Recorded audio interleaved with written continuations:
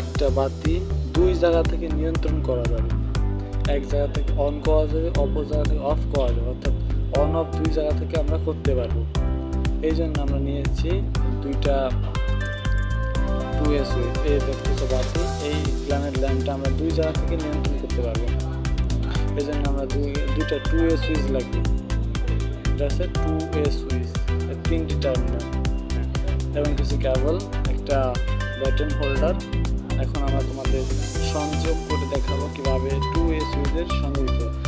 নিউট্রালে চলে যাবে এবং ফেসটা চলে আসবে 2A সুইচের প্রথমটার মাঝখানে মিড পয়েন্টে আসবে। পাশের দুইটা এইভাবে তার দিয়ে অপর পাশের দুই পিনে দিয়ে দেবো এবং মিড পয়েন্ট থেকে আমরা ফেসটা বের করে নিয়ে আসবো। ঠিক আমি যেভাবে কানেকশান করছি এইভাবে কানেকশান করলে হয়ে যাবে।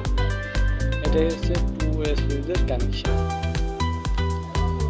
আমরা সোর্সে দিয়েছি, এই দেখো 2A সুইচে চাপ দিচ্ছি, জ্বলতেছে। এখন আমরা চাইলে অপর পাশ দিয়ে এটা অফ করতে পারি।